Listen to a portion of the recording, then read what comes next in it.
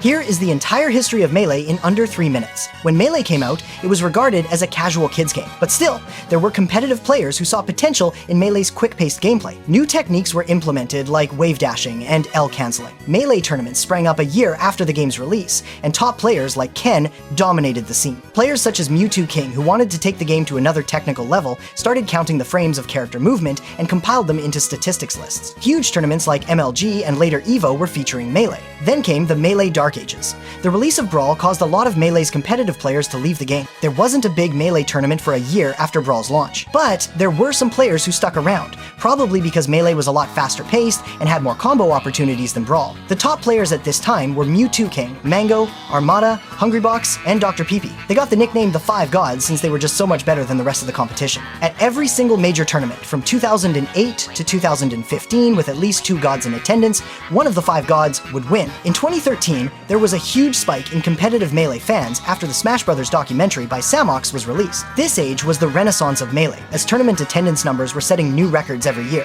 The 5 gods, of course, still dominated this era. Hungrybox, who was one of the weakest of the 5 gods, had an incredible 2016 year, and followed it with 3 consecutive years ranked as number 1. There was also a change in the meta to Fox, the current best character in the game. After the Melee renaissance, many of the gods retired from Melee. Smash Bros. Ultimate had just released, and unlike the last 2 titles, this game was pretty appealing to Melee players, so that's where most of the gods went eventually. Newer players also started to beat the gods in tournaments, like Zayn. But in 2020, the pandemic hit, so Melee players had resorted to using Dolphin Emulator, but players could not play internationally using it. So, Fizzy launched Project Slippy, which fixed this issue, and players from both Melee and Ultimate using the netplay. But when the Big House planned to use this method for their next tournament, they were sent a cease and desist letter from Nintendo. This was a huge upset for the community, so #FreeMelee started trending. Eventually, the pandemic ended, and offline tournaments started again. A new generation of Melee players, nicknamed Slippy Kids, started. The Yoshi player Amsa won a Super Major, which is incredibly impressive